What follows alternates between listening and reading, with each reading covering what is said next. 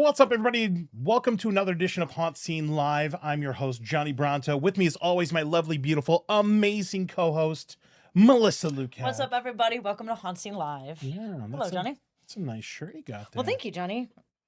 I wore a specific shirt for a reason. Why would you wear that shirt of all shirts today? Well, you know, there's a certain movie that the opening scene is in a diner. Oh, wow. Layered. Yes. Love that. If you've seen this movie, you know what I'm talking about. Yeah. If you haven't seen this movie, why haven't you seen it, first of all? And second of all, go see it, please, because it's amazing. That you're a little obsessed. Hold on, wait for it. You did it? Yes. Okay. Yes. All right. So thank you to our sponsor, Halloween Shirt Company. I'm wearing the 1-900 Pumpkins shirt. Picked this up at Spooky Empire a couple weeks ago. Amazing. But let's go ahead and give a shout out to our sponsors because we got to pay the bills. Thank you to HalloweenShirtCompany.com. Use promo code HauntScene, 15% off. We can get all the spooky shirts right there. Thank you to our haunt sponsors, Fright Nights at South Florida Fairgrounds, Woods of Terror, and Dr. Grimley's Haunted Trail. So thank you so much for the support. We do appreciate that. I'm nervous. Me too. All right. I'm excited. Let's go ahead and bring on our guest here. Thank you to Jeff Barker for joining us on the show. Welcome. Hey, guys. Hey. Is this where I'm supposed to introduce myself? Yeah, well, hold on. Okay. We're going to cue you up for that one here. But Jeff is coming to you live from Alabama right now. So he's in a whole different time zone. A little bit earlier right there. He's an hour behind. He's an hour. Hour behind or hour ahead? Hour behind. Hour behind. Yes. Yes. All right, yes. Very cool. So we're like time travelers. All right, let's do it. Let's cue it up. Let's do the elevator pitch here. We're gonna put the camera here on Jeff. Let him introduce himself here because I just want to hear him talk. Yes. There he is. Hi, I'm Jeff Barker. I'm Curry Barker's dad. There's That's more. it. There's more than that. There's more than that. There's more than that. I know that. That's it. That's all that matters, right? That's it. No way. The hottest guy on the planet. He's my son. Aww. It's cool to be here. Let's see, I identify as a screenwriter and a filmmaker, and got a couple of projects I'm directing this summer, and super stoked about it. But my son had a movie come out, and it's changing everybody's lives. It's crazy. It's called Obsession. If you haven't seen it, you should go watch it. I've seen it. Melissa here is a little obsessed with Obsession. How many times have you seen this movie? I have seen it 4 times. 4 times. That's pretty good. I plan on seeing it a 5th time because Nice. I saw it was going on digital soon. Yeah. But I absolutely love it. I love everything. This will probably be about your it. last weekend in the theater. This is our 7th weekend, and some big cities will probably keep it a little bit, but that's the end of the window. And then it goes to digital on the 30th for rental or buying. Man, and it just crossed. Like, I saw you post earlier. It's $334 million. Something like that. Lots of money. Yes. I mean, it's and then it's just now opening up in some countries, so it's tracking to be well into the 400s when it's all said and done, which is just mind blowing. Absolutely amazing. And that's really interesting. And if you haven't seen this movie yet in theaters, please go see it. It's a great film, but it's also great to see in a theater too, packed with people, because you get to see everybody's reaction. They're all screaming, they're all crying, they're all laughing together. They're almost breaking up with their girlfriends afterwards. Breaking up with their girlfriends after. I'm not saying I know that from personal experience. Women should be breaking up with their boyfriends after this movie. Yes. That's true. That too. This is true. But yes, it's such a great movie. It just it makes you feel all the emotions at once. That's what I love about this movie. Yeah. So it's so much fun. And the first time I saw it I saw lots of cuts along the way. Curry would send me different cuts, and which was exciting. But when I saw the final finished product at TIFF in Toronto, where it premiered back in September, I guess it's been a long time now. That was such an amazing atmosphere, because there was like 1,200 people in this theater. It's Midnight Madness. It was the main Saturday night showing, which was the same showing that The Substance premiered at the year before. So already we're kind of like, well, they must really like it. They gave it that spot. And Curry was sitting right next to me, and my other son Jeffrey was sitting on the other side of me, and then my other son Riley. We were all just there on the 3rd row, and the crowd laughed at everything that was funny. They oohed and awed and screamed, and Curry and I are just elbowing each other the whole time, like, oh my God, this is actually going to work. That's you know, awesome. I gotta admit, I look at you in the photos and things that you post. You're such like a proud dad. Like, happy Father's Day. It's like so Yeah, perfect. happy You know, Father's that's Day. so I good. really am. You're so Like proud and it's so humble. totally Yeah. authentic. I mean, I'm in the business, so people probably assume I'm just promoting myself. And I'm happy to promote myself, but no, I just like it's a dream come true. It's something that's been in the works for so long. I mean, Curry was always from the age of like 7, he was going to be an actor, be a director, move to Hollywood. There was never a plan B ever.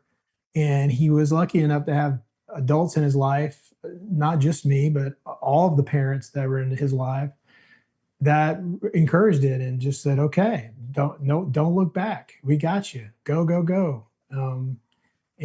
So he really felt like he could do it even when times got tough, and he kept going and really honed his craft. He's not an overnight success. I mean, he started at 7 years old making movies, making sketches weekly.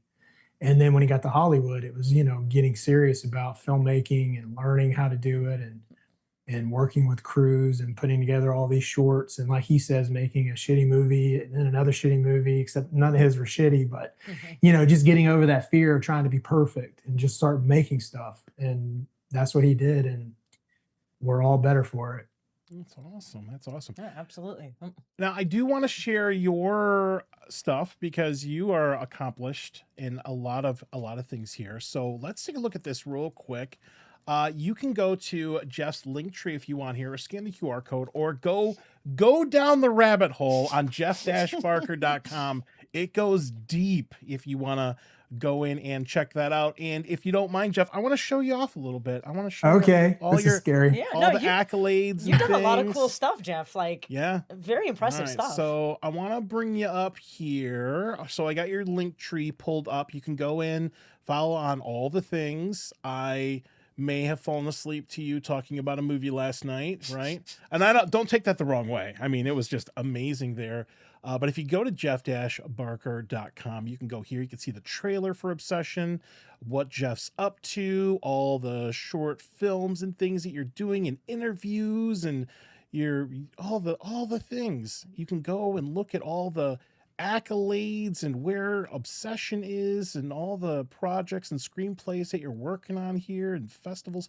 It just goes and it goes and it goes, and you got all kinds of really cool stuff here. That's awesome. Yeah, That's very love cool. that. Oh, you got Cool, all the thanks, yeah. interviews. Oh, look at that. That's pretty cool. Yeah, man. Yeah, I've done about 22 of these 22? podcasts. That's and awesome. Very cool. People keep asking, and I keep saying yes, and I'm meeting so many cool people doing it. Yeah. Like you guys. So I love that. Aw, Yeah. he said it's so much fun. He just Aw. said we're cool. Thanks, Jeff. We Oh appreciate my it. God. And let's take a look at the Instagram here. I love your posts. I love your stories. I love you post the stories and the script breakdowns and everything. It's just, there's just so much stuff going on. You're such a proud Wow, this dad. is in real time because I just posted that one. Yeah, we were stalking. We were stalking I was your literally, like, Instagram I before literally the show. caught your last story when it was still like in seconds.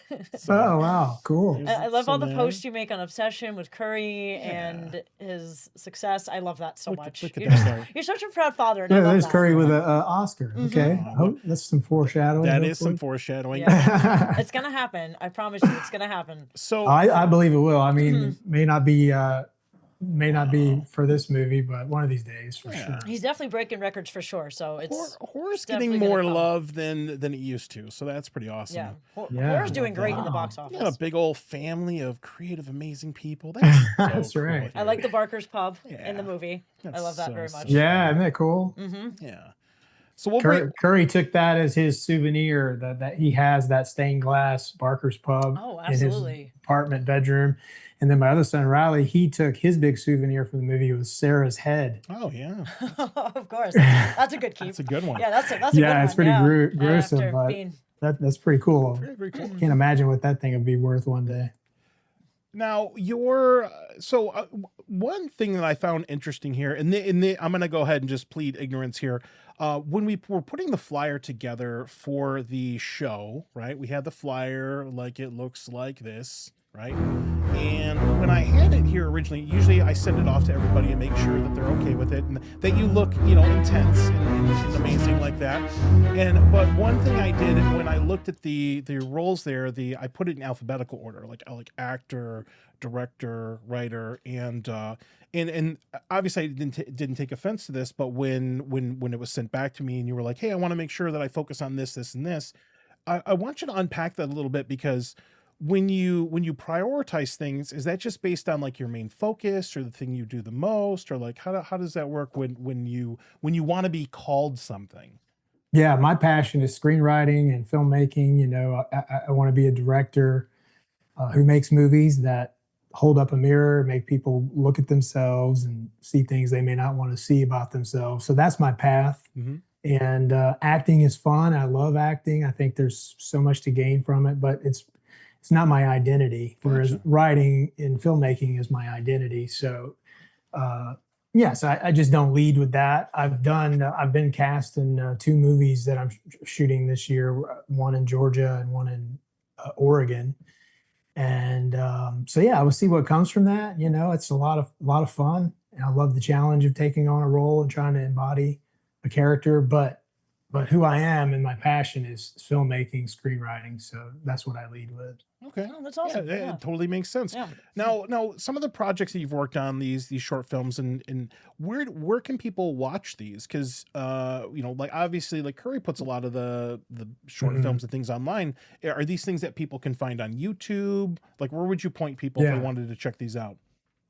So what you're seeing on my website those are screenplays. I do have 2 short films. One I just shot last week here in Alabama, where my son Riley was the DP in that, and my other son Jeffrey was involved. And there was a crew of about 10 people, so it was really small, like guerrilla style. We shot it here around the neighborhood, and it was really fun because my 7-year-old daughter stars in it with me. We both act in it, and it reminded me of just the boys when they were young and we were making movies and making videos. So it was like being able to start all over and do that again with my daughter, except with better equipment and people who know what they're doing better. Yeah. So that one's in post and it'll be out, in the next 6 weeks or so. And if we decide to go the festival circuit, then we'll probably do that first. If not, maybe we'll throw it up on YouTube.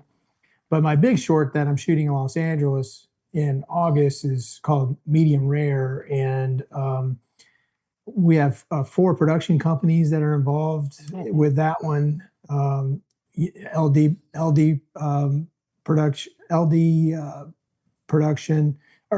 Entertainment, Mammoth Pictures, World's Fairs Pictures, and then Chuck the Movie Guy. So those are the 4 producers involved.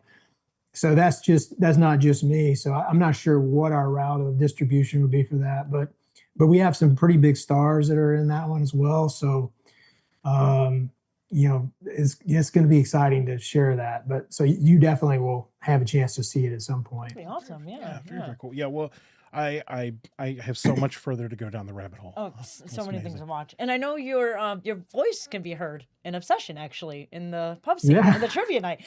I realized that I saw that in a video on Instagram. I know I've seen the movie 4 times, but I never, Yeah, I you never can't hear heard it. it. Like, yeah, Yeah, you they can barely hear me. intensified it. Now the original, the way we shot it originally, you can hear me very well, and my lines are important because originally the whole scene was them at the table. They never left the table. Okay. And so when he's trying to talk about the cat and all the conversation that he had at the bar with Nikki and then Sarah, that's all at the table. And me being the trivia DJ, I keep interrupting. And so that's part, and he has to yell over me. But when they went up to the bar, it wasn't really as relevant. It sort of faded away as just sort of background. Mm-hmm. So that's why I'm uncredited, because it's not really important. Oh, no, you're definitely in there. And he mentions the blue genie, and there's a lot of Yeah. like wish Yeah, phrases in there, which there's is an really Aladdin cool. question, Yeah. and there's a question about the wishing fountain in New York. Mm-hmm. I love all those Easter eggs. I know I've seen it so many times, but I learn new things all about it all the time. So it's pretty cool. Yeah, and I'm a background actor in the music store. In that tracking shot, I'm on the drums. Oh, that's cool. Oh, that's so cool. That's very cool. Yeah, I love that. so that was I love fun. that. Yeah. Very cool. Very cool. So I do want to unpack that a little bit more. So here's the information, but I do want to talk about the script consultant part of this. So how does this work? You're a script consultant on Obsession, obviously just blowing up like crazy.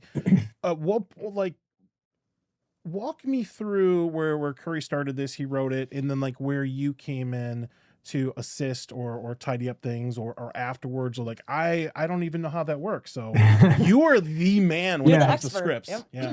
Yeah. Well, with Curry, he wrote the script, so it's all him. It's not like I was co-writing it with him or there over his shoulder. He wrote a draft, and then he would send it to me and ask for my notes, and then I give him notes. I'm not the only one giving him notes. A lot of people are that he asked. But I was there for every round, and a lot of conversations about character development and what are the character arcs, what do they want, what are some ways to improve the script as far as like addition by subtraction, which is where he created a lot of these holes in the script, not plot holes, but just holes where things were pulled out. And that's what left a lot of space for people to like draw their own conclusions about things and connect the dots, and which has led to a lot of these, really cool theories and stuff. So, with Curry, it's different because he's my son, and it's just a matter of like I'm there to help him in any way possible, and he's just being very kind to give me a credit. But in other scripts where I consult, it's more like NDA, and I can't talk about it and that sort of thing. But I'm involved as much as I need to be involved to help the writer get the script where they want it to be. Yeah, I mean, it's. I think people have sought me out for that just because of the Screenplay Lab, seeing me break down scripts and think, wow, this guy, maybe he could help me with my script. I'm doing a whole lot less of that now because I'm working on my own projects where production companies, have asked me to, basically writing assignments, to take on assignments for movies, which is a dream come true because that's like as a true working screenwriter. So I'm constantly getting emails with people asking me if I'll look at their script, and I really just can't. I mean, there's only a few hours a day, so I can't do it. Yeah, you got to do podcasts. You got to do podcasts. Like this one. I barely. Oh yeah, as an interviewee. Yeah, that's true. I do make time for that. So Good. I guess priorities. Awesome. That's awesome. Very cool. That is so awesome. That's very, very cool.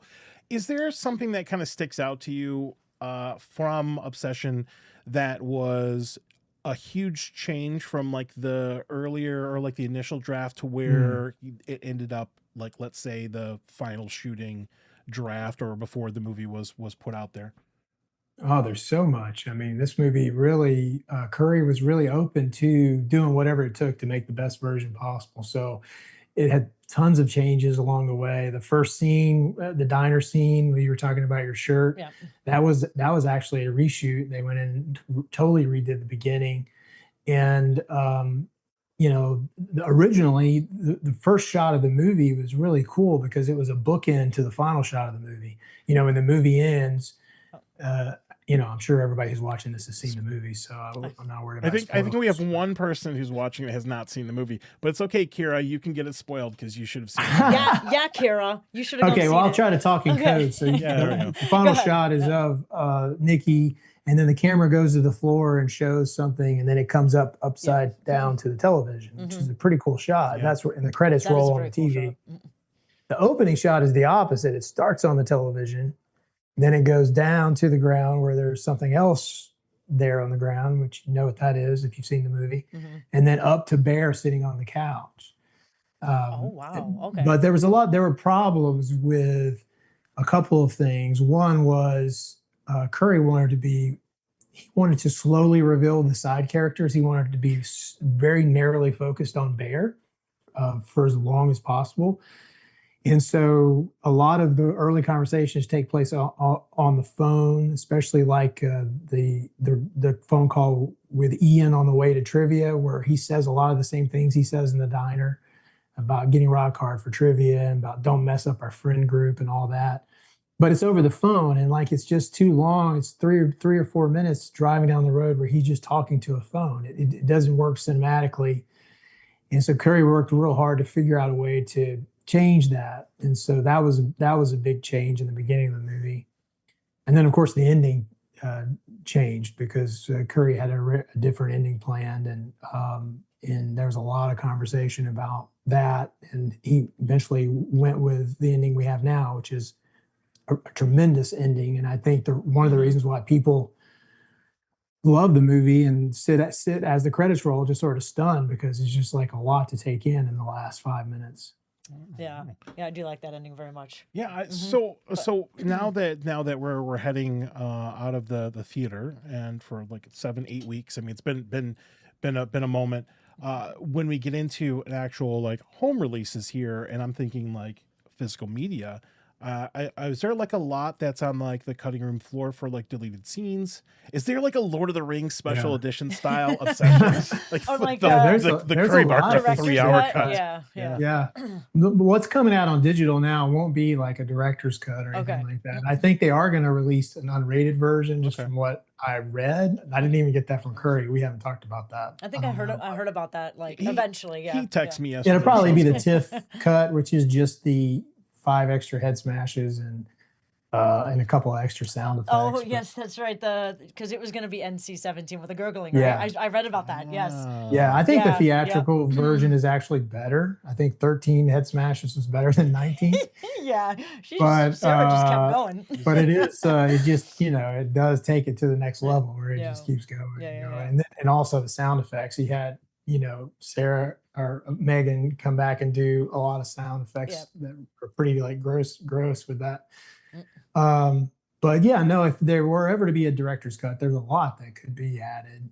One of my favorite things is a monologue on the way to Nikki's house when you get a little bit of a taste of it when she was talking about how she's writing a love story, and then Bear doesn't get it, and he's like, "Oh, you mean you're writing romance novels?" And she's like, "No, it's not the same thing." And that's it. But in the script, there's a pretty long monologue where Nikki goes into explaining the difference between love and romance, which is basically the thesis for the whole movie. She explains that love is what you give to someone else, how you make a decision every day to take care of someone, whether it be emotionally, physically, like, in whatever way a person needs to be taken care of. Romance is more about what the person does for you, like what you get out of it. And it's very beautifully written, and Indy delivered it great, but it wasn't cut because of quality. It was cut because Curry wanted to get to the inciting incident by a certain amount of time to keep that momentum going, with the inciting incident being the breaking of the One Wish Willow. So there was a lot of choices like that if there were a director's cut would probably be added back in. Oh, that's very, very cool. I love these insights. I do too. Yeah. And I think I read the one where they're in the car and Nikki has already turned in to the other Nikki, and she has her head on the dashboard, and she's talking about her father having cancer. And you said it was a longer version. She was going into her father having cancer, but that part was cut. Like that. Yeah, I don't know. Well, I actually don't think that was. I mean, I'm not 100% sure, but I don't think that was even shot. I think just in later versions of a screenplay that got changed. Once Curry wanted to use the dad more as a device of like what's going on here, why is she lying about that? It gave Ian something to look into. So her explaining all that up front was just sort of like too much. So I think that got cut out. Man, I love listening. Yeah, the script that's out there now is probably like a third draft, if I'm guessing. And so, a lot changed between that and the final draft. That's just one that got leaked because somebody had it around town and decided to put it up. Maybe they'll release, if it is something that Focus decides to campaign for as a screenplay for award season, then they probably would release a for your consideration version. Oh, very, very cool. Now, I do want to show your YouTube channel with the screenplays, because this is amazing. And I have never, ever in my life heard somebody methodically break down all of the aspects of writing a script here. So if you go to the website, or if you just look up the screen, I know you've got The Screenplay Lab, yeah. There we go, the Screenplay Lab. So you can go in and you can actually, just like this mini conversation we just had, you can go in and actually watch Jeff break down the first 50 pages and all these other movies. Dear God. I know it's an I impressive lineup. I like that. I watched the one for Hereditary last night, Oh, and cool. I mean, you were like citing, like, well, you know, when Ari Aster was sorry, there we go. You can watch him do the things, but you were, I mean, the way you break, it's almost like you're reading like a mechanic's manual, but it's for scripts. And I was so absolutely impressed. It was so freaking cool. I've never heard somebody talk about that way, and it just, Wow, thank you. That's so kind. the way you talk about things and the way you break them down actually makes me appreciate them more. I mean, I love Hereditary.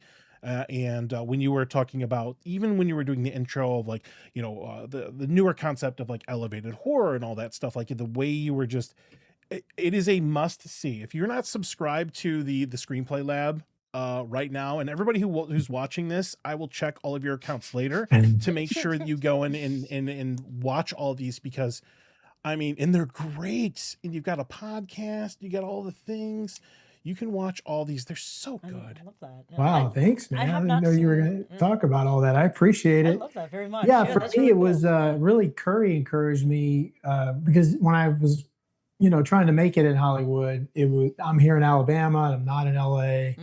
And his big thing is, Dad, just put yourself out there. Just put yourself out there, which is what he did. And he really encouraged me because I'm just of the age, being Gen X, that, you know, I have a hard time getting over myself and what I might look like, or what I might like I might offend somebody, or someone may think I'm trying to pretend to be something I'm not.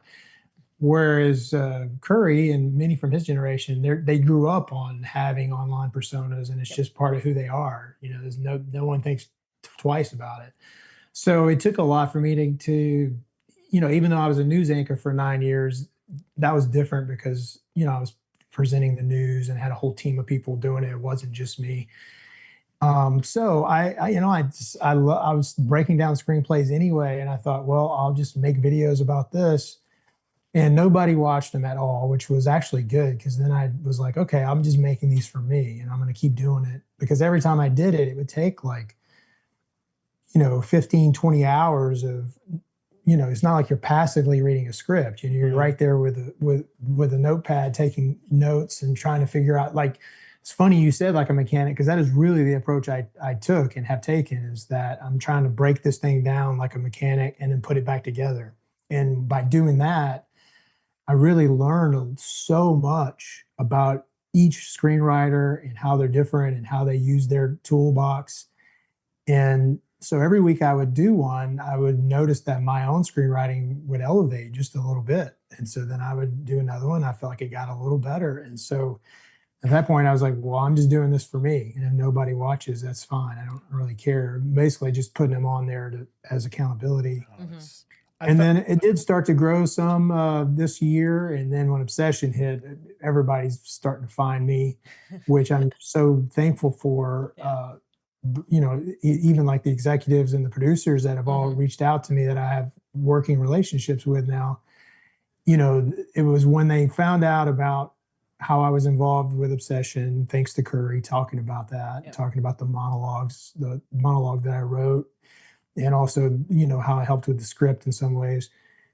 You know, then they went and found me, and it wasn't just like, oh, well, that's just Curry's dad. It was like, you know, they started watching these screenplay breakdowns, and what they tell me is that was the deciding factor for them to actually reach out to me, to see, like you said, you know, see, okay, this guy may know what he's talking about. Let's see if he can write.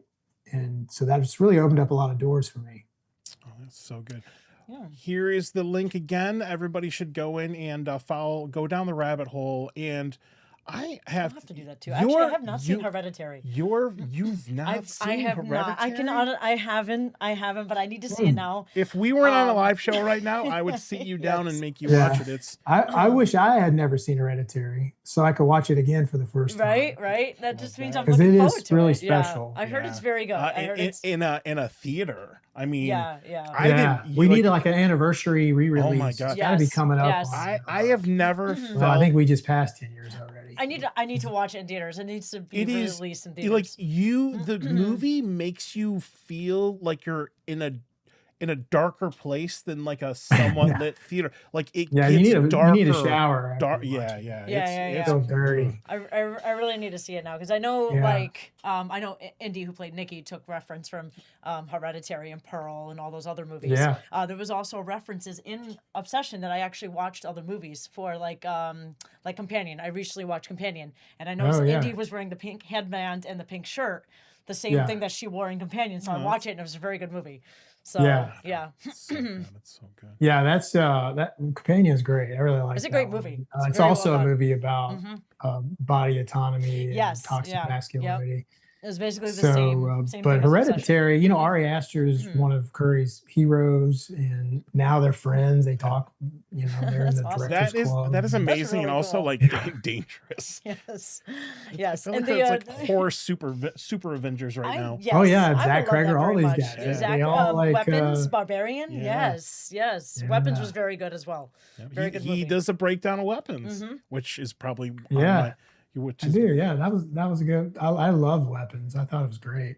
Sinners is very well done. Love Yeah, Sinners. I Yep. meant to do one on Sinners, and then other things happened, and then by Mm-hmm. then it wasn't real. I could always go back, but it just never got around to it. Started doing more.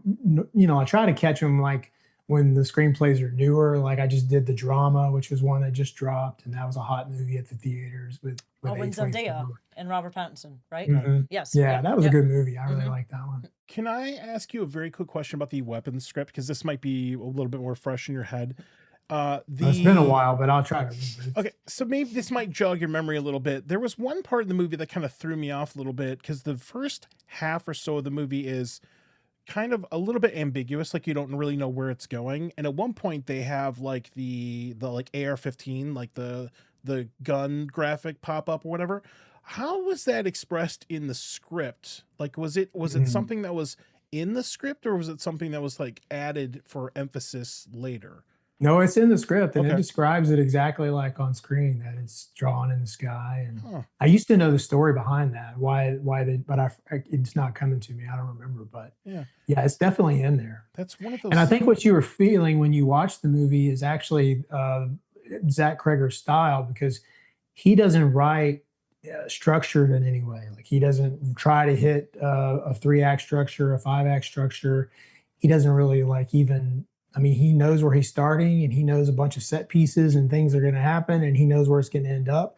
And then he just writes and he'll write in such a way that some of the things he writes just never see the light of day because it was like a rabbit hole that he went down that's not servicing the story. That's just his style. So, we've all been classically conditioned for certain things to happen in a movie by a certain amount of time. And we don't even know about it. It's just subconsciously. That's what feels like a movie to us. Mm-hmm. And he doesn't do that. So, but he still pulls off a great story. So it feels different when you watch Yeah. a Zach Kreger movie. Even like Barbarians is almost like two movies. Yeah. Like when all this is happening in the house, and then he's driving down the Pacific Coast Highway or wherever he is. I think they were in another country. Really, that's jarring because it really feels like such a big switch. Yeah, I did like that style of weapons. I don't think I've ever seen a horror movie in that style, like different viewpoints from the people in the movie. I don't think I've ever seen that in a horror movie before. So I really like that style. Yeah, So, he's yeah. really good at that. And It's like watching so different I can't wait movies. to see Resident Evil. It's going to be Oh awesome. yes, Oh, yeah. I'm excited for that. I know that he shot a lot of that behind the main character, so it has that video game feel. Ooh, I like so that. It's like, it should be interesting to see. yeah. All right, Jeff, we got some questions for you. Are you Ooh, ready? Okay. Are you ready for these? questions? Now, one thing, we don't send the questions out ahead of time because I hope that That's no fun. I hope that you like these, you know? I think on the spot, Jeff. Yeah. All right, let's do Yeah. this. Improv. I'll embarrass You got myself. This. You Let's got do this, it. Jeff. 10 questions. It says. 10 questions and maybe a bonus one if we got time. All right, Jeff Barker, are you ready for this? The first question is, who bought Curry his first set of glasses, his first set of sunglasses to start the... I'm just kidding. It's not a real question. I mean, I might ask about that later, but I love his different glasses. his he's got, sunglasses that I he mean, wears in yeah, pictures. I love that. I almost wore these in like tribute because He's got a lot of style. He's He got was that just style. in I love that very much. Milan this week at a fashion show, which is like, and he was dressed by one of the stylists. Yeah. And I don't even really understand it, but if something about like brands trying to get him to wear his stuff, or he was like a model or something. So yeah, he's Mr. Fashion, That's which awesome. is really Good crazy. for him. Good for him. I'm very Love happy that. for him. But yeah, he loves, that was his one splurge, you know, is buying these expensive glasses. And then now they just give them to him. You don't even have to buy, he didn't buy them. That's So awesome. everybody wants him to wear their glasses. Yeah. But the question was, who bought him his first pair? Well, yeah, his mom and I did. And,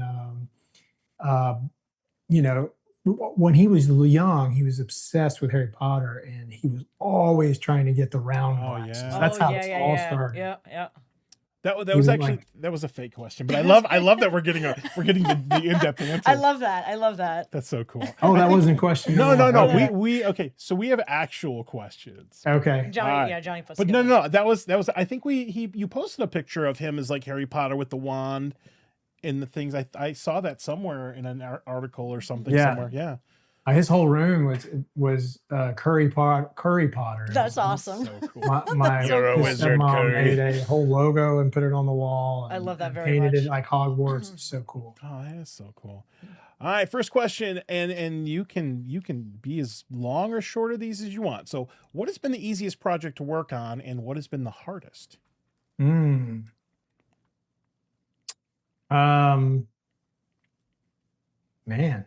Well, I would say the easiest it would be probably I'm just thinking about my screenplays. The ones I wrote a screenplay called The Water Wants Her, and it's a contained world horror that takes place in a house over one night when a hurricane is coming ashore. And that one just flowed out of me so easily. I think I wrote the first draft in less than a week. Wow. And that's just the beginning process. But usually a first draft takes me a month, 6 weeks. This one was just in a week. It just flew out of me. So that was probably the easiest.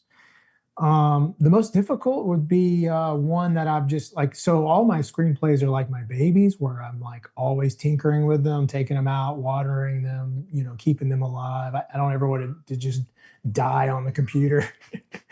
The one I've changed the most over the years and have had the most difficulty with, but I think it's still got a lot of potential, is called Mrs. Claus. It's a dark horror fantasy about a very vicious and evil Santa Claus that just is like, he's a monster. And I think it's unique because he's never depicted that way, and probably with good reason, because people don't have a lot of tolerance for an evil Santa. But I think if it's done right, it works, because in this screenplay, Mrs. Claus is a young woman that he forces to be his wife, and she is the only one who can take him down. And so she has to take him down and restore justice to the North Pole.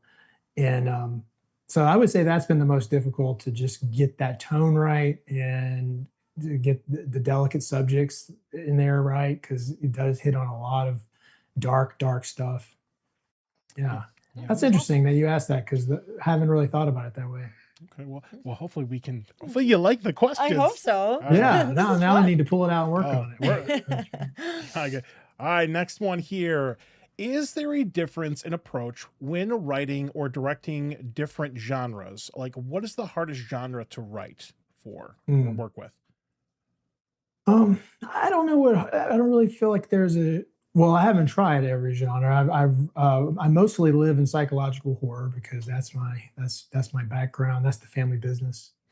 And but I also have written a straight drama called Bend in the River, which I love, and I call it my Oscar play, which is hyperbolic, but it just means like it's like an emotional drama, like a Manchester by the Sea type movie about a dad and his stepson that end up going on this trip because of difficulties and a death that took place.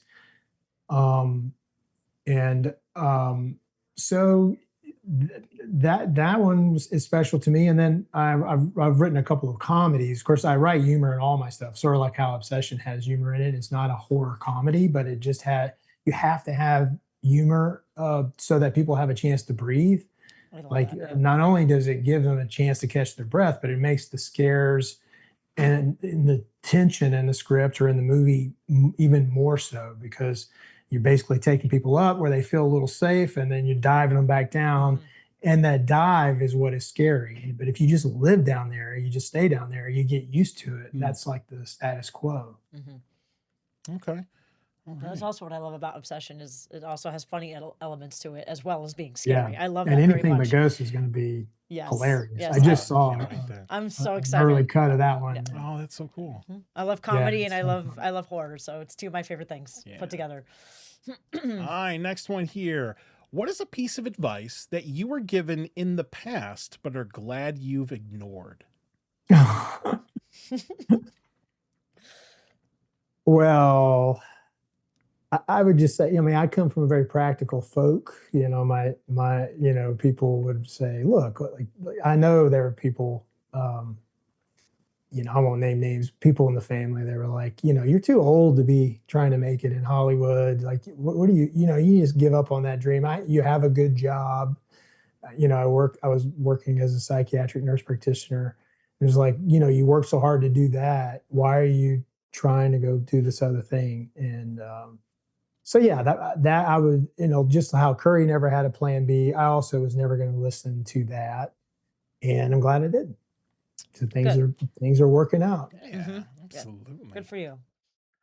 All right, next one here. What is something you and a younger version of you would argue about? Man, these questions are tough. I know, right? It makes you think.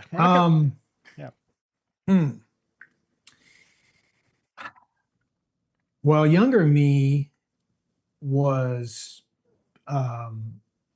overly concerned about like being right, having all the answers, trying to present himself in a certain way. And older me is, learned a lot about trying to be authentic all the time. And,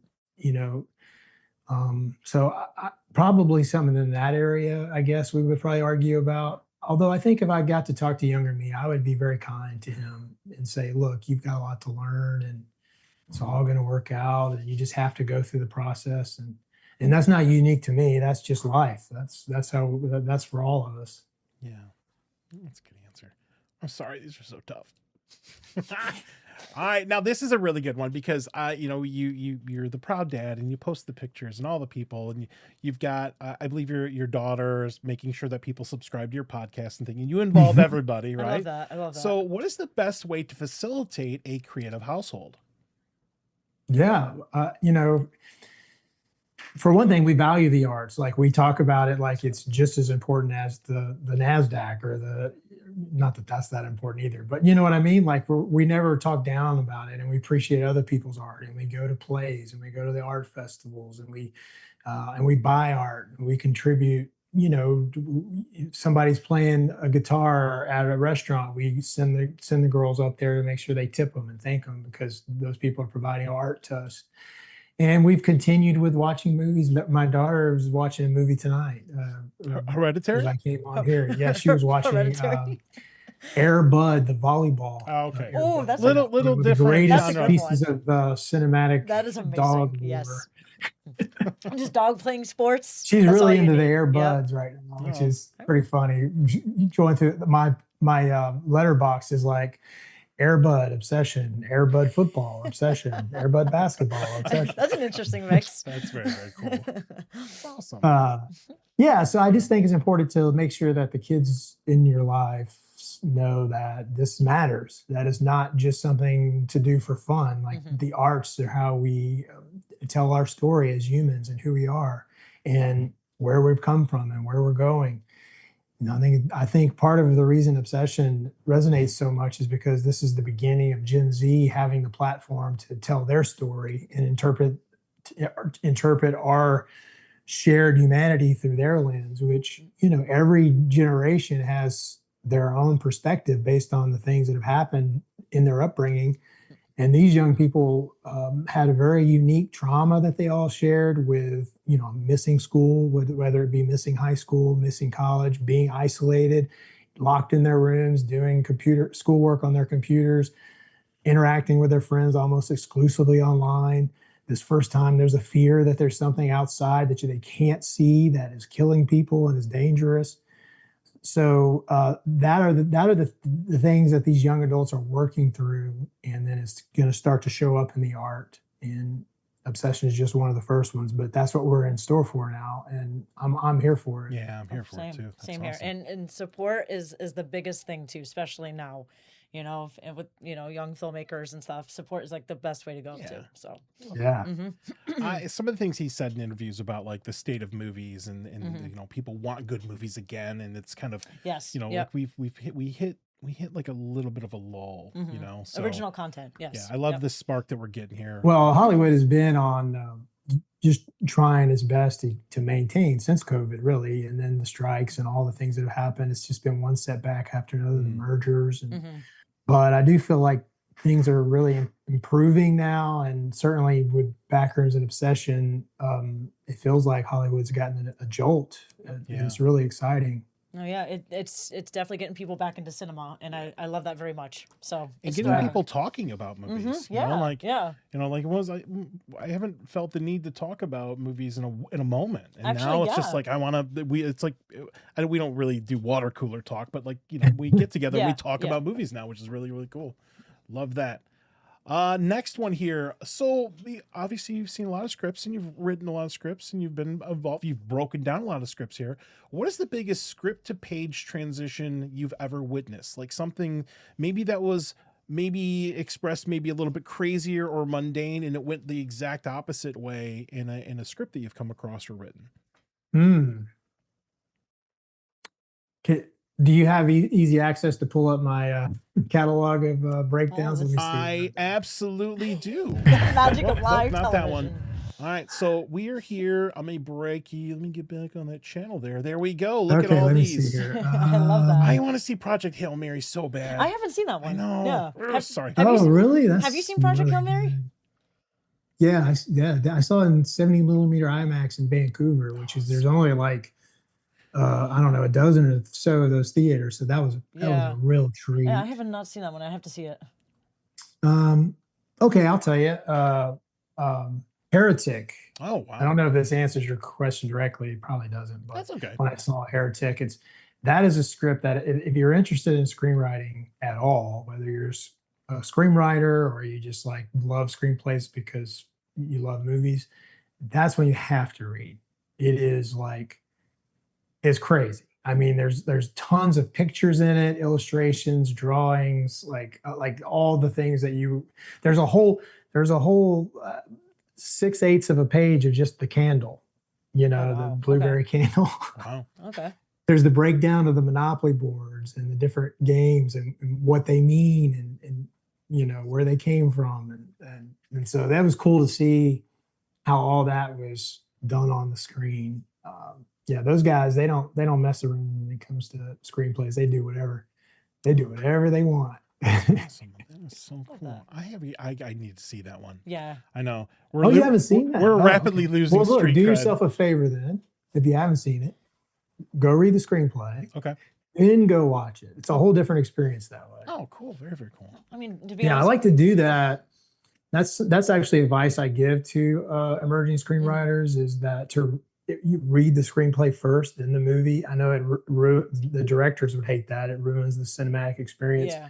But if you really want to learn screenwriting, that way you're not influenced by the visions that you're putting together in your head based on the words isn't influenced by what you saw or what you remember seeing on the screen. It's solely based on what you're getting off the page.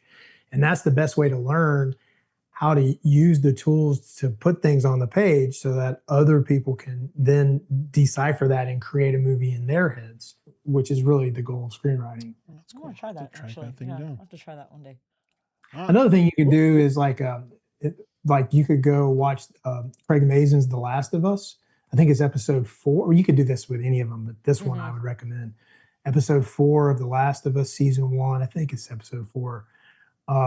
It's the one that has the guy from Parks and Rec in it, who was also in Yes. Civil War. Oh, yes. Yeah, yes, I know who you're talking about. Yep. I can't believe I forgot his name. I can't. He's It's awesome. Yeah, I it's can't a remember his side name. story. Yeah. Yeah. It's Yeah. self-contained. It's a episode. side story Yeah. to the show, but it is basically that script is his side story, so it's all about him. Yeah. And that one is so good, and I cried when I watched that episode. But anyway, if you because then you're not biting off a full script, and you have a 50-page, script for a show. It's not a pilot because it's episode 4, but if you have that one while you're watching the show, you can read a scene and then watch the scene on TV. Oh, yeah. Pause it, read the next scene, then watch the scene on TV. So you can actually see scene by scene how it comes alive on the screen. Oh, that sounds cool. That's really cool. Nick Offerman. Yep. Yes, There we go. thank you. Yes, I'm 'cause- I'd yes. have really beat myself up. Yeah, that You would wouldn't have said that. bothered me too, but I love The Office, so yes, Yeah. yes. He's so great.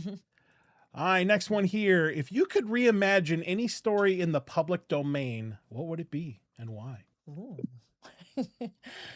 Like be able to redo the IP. Yeah, because we've seen like this crazy thing of like these like Steamboat Willie and like they make all these crazy horror movies Winnie like the Winnie the Pooh Pooh and all that, yeah. and all Oh that. yeah, Yeah, that's a whole genre now. Yeah. This expired Yeah, IP. apparently so. Like Mousetrap, it's on one of the streaming services. Yeah, it's pretty crazy. Well, from a horror perspective, there's always a lot of. I mean, everybody wants to redo Nightmare on Elm Street, and that one's complicated because the IP is it's divided up in all different types. I don't know if anyone could even legally do it. They would have to find a way to acquire all the different pieces of IP. But that one's really cool because it's such a unique, story and villain. But I mean, like if I could go back in time, I'd like to give Star Wars a try. Oh, yeah. Like that Okay, was, yeah. I think everybody's, especially after this last movie, unfortunately, people are like, it's really unfair. When it came out, Obsession just passed it up yesterday for. I know you guys passed a big Star Wars movie. That's awesome. Yeah, I love that. which, I was watching it To online. me, it wasn't a competition. I Yeah. wanted them to do well. Yeah. But I don't know. I mean, I'm not sure people are just racing to do the next Star Wars now. But back in the day, that would have been really cool because that was. Oh, I know, Harry Potter. Definitely. Oh yeah. Love to do. Yeah. That's a very like troublesome and controversial piece of IP. But I mean, the way Curry and I talk about it, and it's like there's this fear of like if you say you like Harry Potter, people like think, oh, you must be a bigot or it's just what happens. The way we look at it, or the way I look at it, is just that this was a very important part of our family and our lives and the creative process of who he is and who we are. And it's like we didn't know any of that stuff about J.K. Rowling So it's not like we're going to erase all of that, how it had an impact on us based on that. And so I'm excited to see what the show does. And hopefully it can address some of that on screen and make amends for some of those things. But it is exciting. I don't know. There's a new series out. Is he watching the new Harry Potter series? So He will. When Yeah. we were on Anything But Ghost, the trailer came out for the series. Okay. And Okay. we watched it Okay. like 30 awesome. times.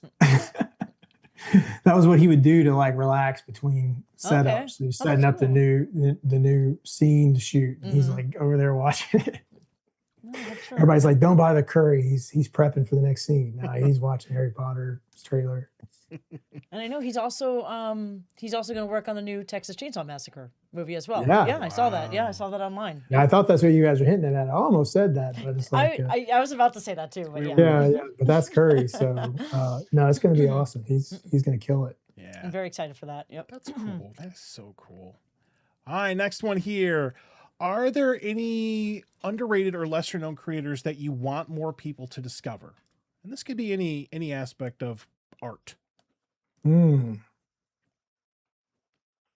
Well, I really love Train Dreams. I'm a huge fan of that, and I forget the screenwriter's name. I broke that one down, and that was just a really great movie, and that was based off of a novella, and then he wrote the screenplay, and it's done beautifully. I really liked it, and oh, I know, Sorry Baby. Have you seen this movie, Sorry Baby? I have not. I haven't heard of it. Can you look up who the screenwriter director is for that? Dennis Johnson for Train Dreams. Yes. All right. Director Clint Bentley. And then what was the other one? It was Sorry Baby. Clint Bentley is the one who. Sorry Baby. Sorry. Yeah, Sorry Baby. Baby. All right. And Victor. Eva Victor. Yes, Eva Got Victor. It. She is a huge talent. I'm gonna be watching everything she does. So like I'm just like, she is so good at dialogue, at character development. Sorry Baby is excellent screenplay and an excellent movie. And she was also came from the YouTube space. So very cool. It wasn't the first one. You know, hers is a little different, you know, but I think that's how she got discovered, and so talented. So if people aren't checking her out yet, they will, and she should be on everybody's radar. All right, very cool. It's on check that HBO out. Max. I'll have to check that out. All right, just a couple more. Do you personally have a go-to comfort book or film? Well, I don't have a go-to comfort film. I guess Obsession would be my Yes, that's my comfort film. That's my comfort film. Uncomfort. I could spend all day in the movie theater just watching that movie all day, if they let me. So for me, it is very comforting because it you know, I would just think about, you know, what it's meant to Curry and our family, and you know, but I try not to watch movies more than once, just because. Well, it's not that I try not to. It's just I have this problem where I want to see everything. So it's like if I'm watching a movie for a second time, I feel like that's 2 hours that I could be watching something new, that I could be learning from another movie or having that experience. But as far as books go, there are books that I return to sometimes and read. Stephen King's Misery is one that I really like to dig into every so often, you know, every half dozen years or so. Because it was really important to me as a young writer, and it just brings me back to that place of just being hungry and trying to learn about literature as much as I could, and about horror. And Stephen King's the GOAT for sure, even though he gave Obsession a B+, so that I was really hoping for more, but I still love him. It's okay. I forgive you. Yeah. Well, he said B+ in his movie book. But that he couldn't stop thinking about it, and so he went on to say that grade's going to change. You can't think about it. Like, you watch it. See, a lot of people chimed in with the Obsession movie. I saw Steven Spielberg, Christopher Nolan, Tom Holland. Recently just said it was well done. Yeah, so a lot of these celebrities in Hollywood are chiming in. Yeah, really cool. I love that. I love that very much. I feel like Curry could probably have anybody he wanted to in his next movie. It's really exciting. All right, one more, and then maybe a bonus one. All right, next one here. Is there something you've written or directed that means a great deal to you, but nobody ever asks you about? No. That's all right. It's a fair answer. You know, I'm just getting started with the directing, so you know, these two projects are coming up, and so not that. And then the writing, it's like screenwriting is a lonely endeavor. It's not like novel writing where you make something, you put it out in the world, and that is the product. the screenplay is the beginning of something that will become a movie. And until it is in that process, it's like in this weird stage of limbo. So yeah, nothing yet. You know, I have all these scripts that I hope to be movies someday. I do believe some of them will, not all of them. And just, I don't know, excited to see how it all turns out. See, I let him down. I spelled something wrong. Aww. I had to get off. Oh, the did you? I screen. couldn't see it. There we go. Let's Did not you worry really? about it. Oh, that's why you switched over. Yeah, so let's switch over. Okay. We're gonna do one more very quick one. I think you already addressed this one here, but I do want to go back to it real quick. Let's get off that one right there. Okay. What does your script graveyard look like? What would you like to dig up? Oh, okay. Yeah, Graveyard is a one very near and dear to my heart. That's one that's won a lot of screenplay competitions and got 8s on the blacklist. And first got me attention in Hollywood. It got me my first manager, who you know we parted ways, but he's still meant a lot to me. And so Gravewater is a movie about a woman who her fiance has cancer, and she will do anything that she can to try to have his cancer go away. And she starts trying to find a way to make a deal to get to do that, and doesn't go well. So just, you know, without giving too much of it away, it's, you know, it's definitely psychological horror. And you know, if it, you know, I do believe it'll be a movie someday. I really do. And it is getting some attention now. So I hope everybody gets to see it one day. Very cool. That'd be a lot of Awesome. fun. Well, that was 10 questions. That was it. Yeah, That was, all it. right. That was awesome. Good job, Hopefully- Jeff. hopefully, you did great. like, Where did later I on- win? Where did I win? You win. You can come back on the show whenever you want. Okay, Yes. yeah. I don't know Yes. what that's worth. You can fly down to Florida. You can You have. might- you can may have have dinner actually with us. lost something. Yes. I don't know. you can do dinner with us at Chili's. So when medium rare, my bigger short comes out, I'll send it to you guys, and then we can come back on and talk about Absolutely. That would be awesome. Heck yeah, Yes. I'm Thank down you with very that. it. much. Would you have me back for that? Absolutely. Absolutely. We'll talk about Okay, it. You can come back cool. on whenever you want, Jeff. Yeah, love hmm that. That'd be great. Okay. Thank you. I like it. Thank you for your time, and we really appreciate that. Say hi to the fam for us. Hang out on Zoom for a moment. We're gonna do our little closeout thing and talk about our show next week. But we'd love to chat with you for a moment after this because you're amazing. All right, sounds good. I Thanks, I can guys. I can appreciate I it. can breathe a little bit now. I can breathe too, actually. Yes. All right, very cool. That was so he's so cool. Good. It's so cool I to love talk his to. I love voice. that. I Yeah, know, I it's do very, too, very cool. actually. Yes. All right, real quick, let's wrap this thing up. Who do we have on the show next week? We have Angel. We're actually picking up Entity. our local content creator spotlight here with our buddy Angel from Screenline Society. We're going to talk about his social media and his adventures right there. And then we got a couple more focuses on some other content creators here locally. And then we're going to get into our haunt season here in July. So love that. Thank you to everybody who has watched the show. Like, subscribe, do all the things. We're HauntScene on everything. Super duper easy to find.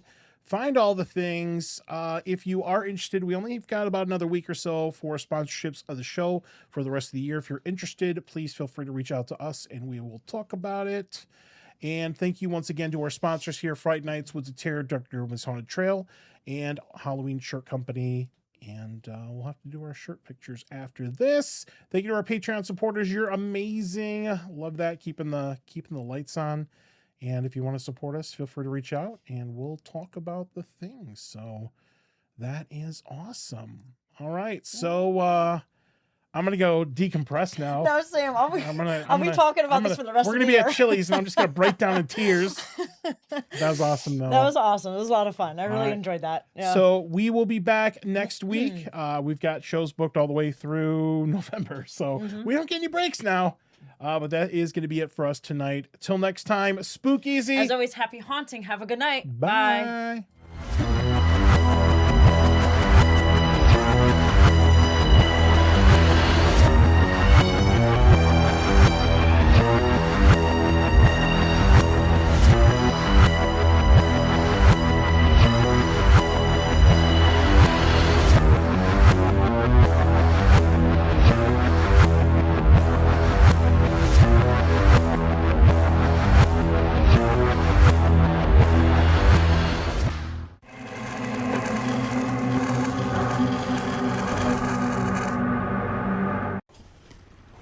Give me some treats.